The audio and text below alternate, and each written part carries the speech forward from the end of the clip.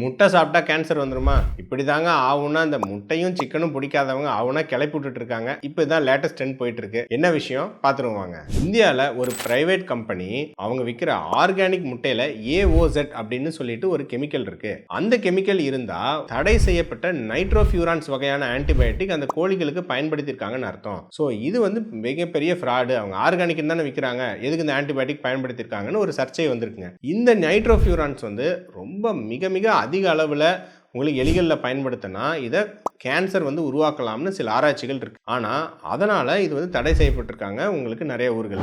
So இப்போது இந்த நைட்ரோஃபியூரான்ஸ் இருந்தாவே அவ்வளோதான் பிரச்சனையா அப்படின்னு வந்து பார்த்தீங்கன்னா, நமக்கு இந்த யூரோப்பியன் யூனியன், FDA, FSSAI இவங்கெல்லாம் 1 மைக்ரோகிராம் பர் கேஜி அப்படிங்கிற அளவு இந்த AOZ மெட்டபலைட் இருக்கலாம், நார்மலாகவே இயற்கையாகவே இருக்கலாம் அப்படின்னு சொல்லியிருக்காங்க.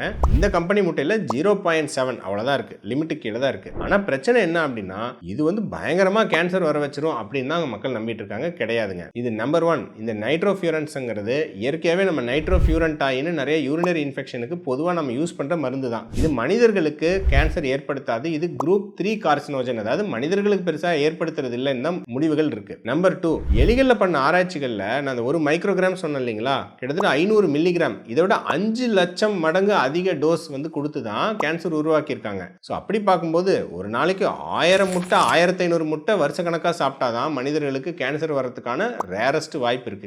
அதனால இந்த முட்டையில வந்த ரிசல்ட்லயும் வந்து அந்த பர்மிசிபிள் லிமிட்டுக்கு கீழே தான் இருக்கு. ரெண்டாவது, இந்த பொருள் வந்து அந்த பர்மிசிபிள் லிமிட்டுக்கு கீழே இருந்தாலும் அது ஒன்றும் கேன்சரை ஏற்படுத்தாது மிகப்பெரிய லெவலில் அப்படின்னு தான் ஆராய்ச்சிகள் இருக்கு. இதுல ஏன் திடீர்னு ஒரு பொருளை வந்துச்சுங்கிறது எனக்கே தெரியலங்க. டிசம்பர் மாசத்துல முட்டை 7000 ரூபாய்க்கு வித்துட்டு இருக்கு. இது பிடிக்காதவங்க யாரோ முட்டை விலையை குறைக்கணும்னு சொல்லிட்டு முட்டை விரும்பிகள் தான் இந்த மாதிரி ஏதோ பொருளை கிளப்பி விட்டுருக்காங்க அப்படின்னு நான் ஸ்ட்ராங்காக நம்புறேன். மற்றபடி அந்த கம்பெனி இதில் ஆரம்பிச்சு இப்போ வந்து முட்டையே கேன்சர் வர வைக்குது அப்படிங்கிற அளவுக்கு மக்கள் கேட்க ஆரம்பிச்சிட்டாங்க. இது ஒரு மிகப்பெரிய பொருளி.